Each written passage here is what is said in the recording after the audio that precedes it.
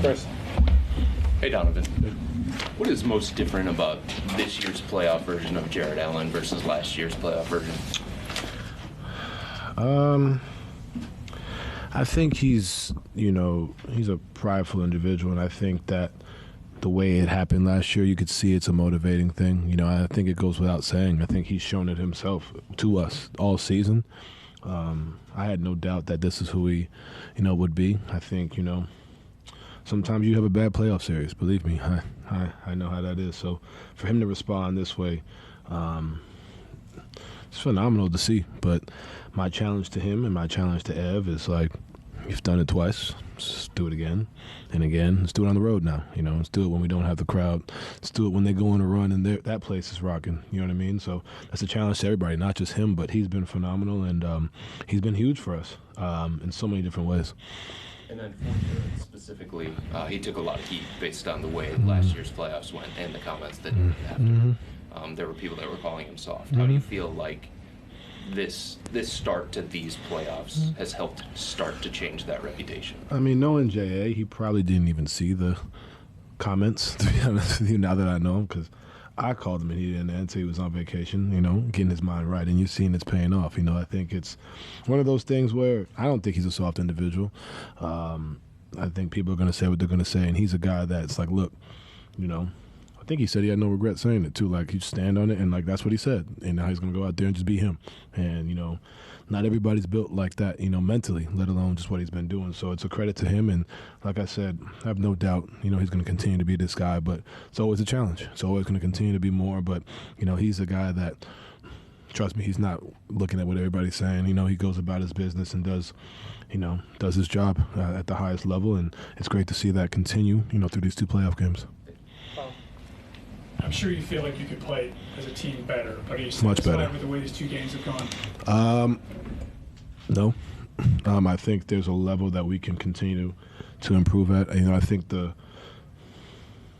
fourth quarter, last 8-7 minutes or so, like, can't happen. You know what I mean? Like, we're fortunate we got the win. We did a lot of good things, but the challenge is we got to fix that. You know what I mean? It starts with me. I hold myself to that standard, and those last 6, 7, 8 minutes were on me. I got to do my job. And obviously I scored when I needed to, made the right play or whatever, but like that can't happen. And that starts with me. And, it's great. We got the win. We're up 2-0, but we're not looking just to be up 2, looking to be perfect. You know what I mean? And there's no such thing as perfection, but you continuously want to chase it. And if I'm not doing my job, then that's kind of my mode right now. Like I started out great and didn't really do, my thing throughout the course of the game. I did a lot of different things, but I could be better for the group, as a whole, and I will be. Ron? Do you guys feel like you've rediscovered the defensive identity that maybe you need during these two games? Yeah, I think this is who we've been. Obviously, there's been ups and downs throughout the year, but when we're at our best, I think that's, just being at that level. We went on that stretch, went on that run. Like, this is who we are, and just continuing to find it through 2 games is great. But it's easy to do it at the crib. You know what I mean? It's not easy, but it's easier to do it here at home. But now we got to do it on the road. Now we got to stay locked in, communicate. We're not having the backing up when we get stops. Got to find a way to quiet down that arena. And they're going to hit shots that tonight they miss on the road. It's just how the playoffs go. So we got to be ready for that. Defensively, especially communicating, but we're doing a good job. You hold the team under 90 points for 2 games in a row. It's not a bad thing, but we can be better, and that's kind of the mindset. Partner Isaac and Karras to those elements. Man, big time. When you can change different coverages, you can switch, you can drop, you can hedge and show. You can do different things. You can, when you have 2 guys like that, and then on top of that, Isaac, playing the way he played on the offensive end. Karras is the same way. Like, you can do a lot of different things. So I think it definitely allows us to kind of manipulate the lineups and kind of throw different looks at people, right? These guys. So, they are, I would say the unsung heroes of the group just because of what they can bring, to us on both ends of the floor, but especially on defense. Why do you think it's hard to play offense in this series? I think, I went through something similar in Utah for about 2 years. When you run the offense that we run, free-flowing, fast-paced, it's when physicality comes about, it slows you down. So now how do you execute? How do you get to your spots? How do you, when you're getting hit, you got to still think through it. You know what I mean? I think that's just something that, is just natural. It's not something that I see as a problem. I just see it as something we just got to continue to get through. We haven't played for physicality like this all season. I mean, maybe we've had a few games, but we've always been able to execute. In the playoffs, everything slows down. You know that. So just being able to execute, like I said, that starts with me. I got to set that tone.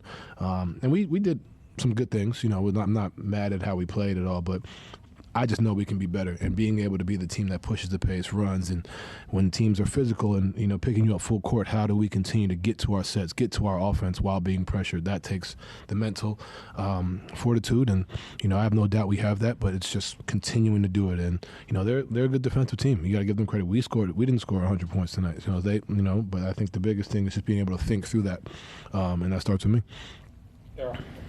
Donovan, could you speak to the energy you really brought in that first quarter, not just from a scoring standpoint? You had a steal, you had a block, you were running out of bounds, trying to save balls and things like that. And just how much do you feel that your teammates kind of picked up on that and took and ran with it? Yeah, I mean, it's on me. I said it last game. While I'm here, I set the tone, and kind of doing that, and my teammates have my back.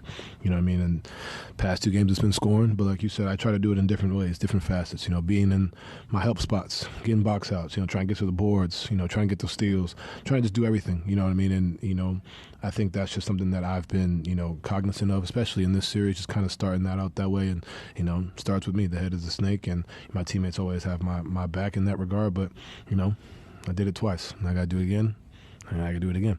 So. How about Darius tonight?